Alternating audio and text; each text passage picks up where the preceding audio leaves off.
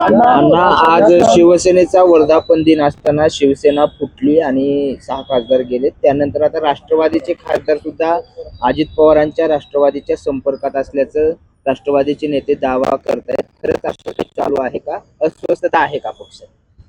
अशा प्रकारचा दावा कोण करतं, त्याचं त्या पक्षातील स्थान किती आणि त्याची राजकारणातली पोच किती याचा आपण विचार करायला हवा. राष्ट्रवादी काँग्रेस पक्षाच्या केंद्रामध्ये आमचे 8 खासदार निवडून आलेले आहेत आणि हे 8ही खासदार एकत्रितपणे एक दिलाने समविचाराने संसदेमध्ये आणि पक्षामध्ये काम करतायत. यापैकी एकही खासदार आदरणीय पवार साहेबांची साथ सोडूच शकत नाही. पवार साहेबांवरती त्यांची आदळ निष्ठा आहे. 10 जूनला मुंबई या ठिकाणी झालेल्या आमच्या पक्षाच्या 27व्या वर्धापन दिनामध्ये त्या खासदारांपैकी काही जणांनी त्या ठिकाणी भाषणं केली आणि आगामी काळामध्ये पक्ष कसा वाढेल. आज आपण विरोधी पक्षामध्ये आहोत. रस्त्यावर उतरून शेतकऱ्यांचे, विद्यार्थ्यांचे, महिलांचे प्रश्न आपण कसे हातामध्ये घेऊ, जेणेकरून येणाऱ्या 29मध्ये आपण पुन्हा सत्तेमध्ये येऊ, अशा प्रकारचा निर्धार या सगळ्या खासदारांनी केलेला आहे. कोणाच्याही मनामध्ये किंतु नाही. आदरणीय पवारसाहेब असतील, कार्याध्यक्ष सुप्रियाताई असतील, जयंतराव, शशिकांत शिंदे, ही सगळी मंडळी सर्व खासदारांना सातत्याने भेटत असतात. केंद्राच्या कामामध्ये सुप्रियाताई आणि आदरणीय पवारसाहेब त्यांना मदत करत असतात. राज्याच्या कामामध्ये जयंतराव असतील, शशिकांत शिंदे असतील, हे देखील त्यांना मदत करत असतात, संपर्क करत असतात. त्यामुळे आमच्या पक्षामध्ये कुठेही नाराजी नाही, दुसरीकडे जाण्याचा कोणाचाही विचार नाही आणि आपली मुदत संपेपर्यंत हे 8ही खासदार आदरणीय पवारसाहेबांच्या बरोबर राहतील असा आत्मविश्वास मी या ठिकाणी आपणाला देतो. ऑपरेशन टायगर नंतर आता ऑपरेशन तुतारीच देखील राबवलं जाईल असं ऑपरेशन टायगर 16 आमदार देखील त्यांच्या संपर्कात असल्याचं बोललं जात आहे. बाबा आत्राम जे आहेत त्यांनी डिसेंबरमध्ये हे सगळं होणार असं- डिसेंबरमध्ये ऑपरेशन ठीक आहे. माझा बाबा आत्रामांना आव्हान आहे. डिसेंबर 26 यायला अजून जुलै, ऑगस्ट, सप्टेंबर, ऑक्टोबर, नोव्हेंबर 5-6 महिने आहेत. या 5-6 महिन्यामध्ये तुम्ही तुमच्या आमदारांची काळजी घ्या. कोण कोणाला भेटतं याचा डांगोरा पेटवणारे राष्ट्रवादी काँग्रेस पक्ष नाही.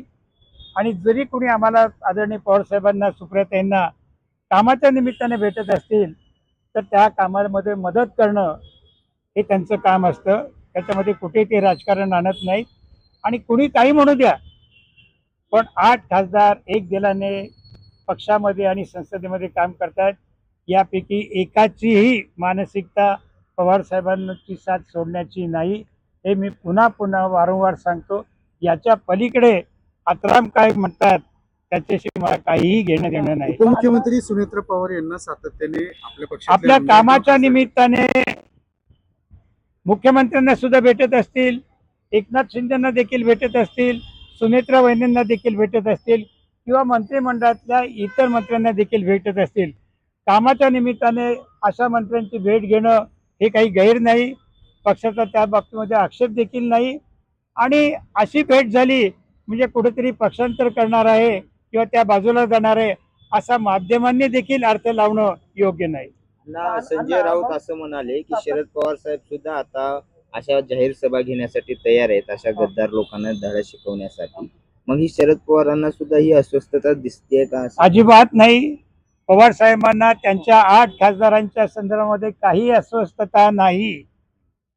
आणि पवार साहेब आपल्याला माहिती आहे मध्यंतरीच्या काळामध्ये तब्येतीच्या कारणामुळे ते विश्रांती घेत होते. पण आता आपण पाहिलं त्यांनी पुण्याचा दौरा केला, साताऱ्याचे गेल्या महिन्यामध्ये 2-3 दौरे केले. आता थोडं सुप्रियाताईंच्या कन्येच्या लग्नाच्या गडबडीमध्ये असल्यामुळे 5 जुलैला पुण्यामध्ये रिसेप्शन आहे, उद्या त्यांच्या नातीचं लग्न आहे.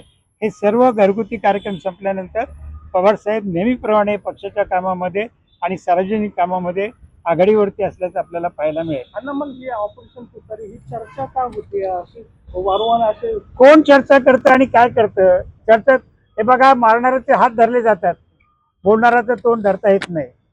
आणि माध्यमांनी सुद्धा कोण बोलतोय, काय बोलतोय, काय परिस्थिती आहे, ते जरी काय बोलत असले तर तुम्ही आमच्या पक्षामधला आढावा घ्या. काही राष्ट्रवादी पण चर्चा काही नाही. ऑपरेशन राष्ट्रवादी पवार साहेबांच्या राष्ट्रवादीचं ऑपरेशन करायला या देशामध्ये कोणी सर्जन नाही, एवढंच मी सांगू इच्छितो.